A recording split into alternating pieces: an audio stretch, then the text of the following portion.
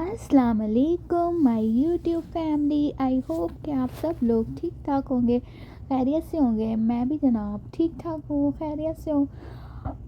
आप लोग की खैरियत चाहती हूँ तो आप लोग इसी तरीके से अपने अपने बच्चों के साथ खेलते रहें, हंसते रहें, मुस्कुराते रहें। तो जनाब मैं भी जो है ठीक हूँ बहुत, और आप लोग की खैरियत चाहती हूँ। तो जनाब कनाडा में जो है काफ़ी ज़्यादा सर्दी है, और सर्दी की वजह से ज़्यादा बाहर कोई नज़र नहीं आता, जैसे आपको पता ही है। तो सर्दी है काफ़ी ज़्यादा, और आज भी जो है वो थोड़ी थोड़ी स्नो हो रही थी कनाडा के अंदर।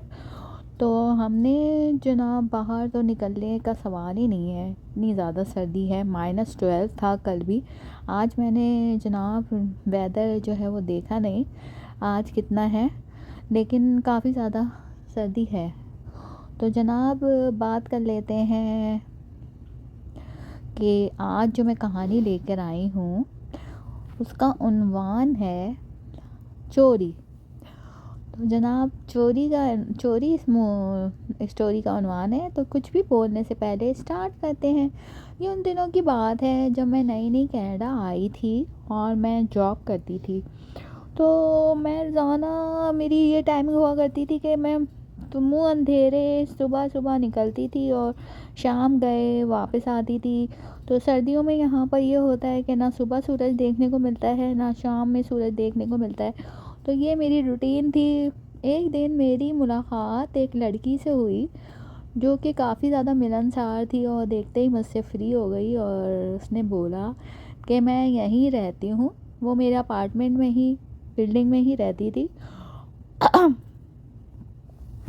तो उसने मुझे बताया मैं इस फ्लोर पे रहती हूँ और मेरे अपार्टमेंट का नंबर ये है, आप मुझसे मिलने ज़रूर आएगा। क्या आप स्पेनिश हैं? मैंने कहा नहीं नहीं, मैं स्पेनिश नहीं हूँ, मैं पाकिस्तानी हूँ। तो उसने कहा आप बिल्कुल स्पेनिश की तरह लग रही हैं। मैंने कहा अच्छा जनाब, शुक्रिया बहुत ज़्यादा।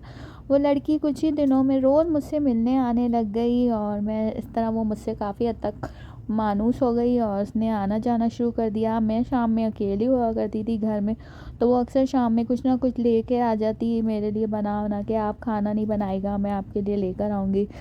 इस तरीके से वो हमारे लिए कुछ ना कुछ लेके आती रहती, और इस तरह मैं उस पर बिल्कुल भी शक नहीं करने लगी।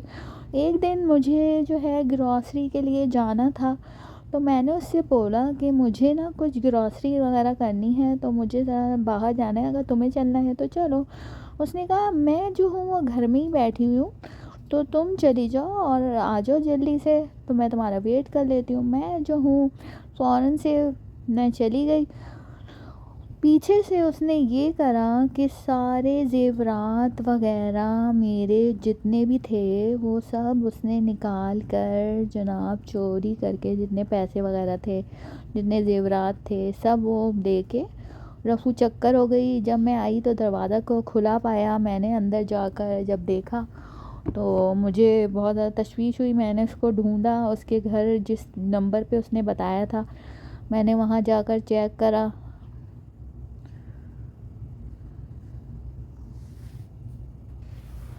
जी जनाब, तो इस तरह उसने पूरी चीज़ें मेरी चुरा कर जो है वो भाग गई, और मैंने उसको बहुत ढूंढने की कोशिश की लेकिन वो नहीं मिली।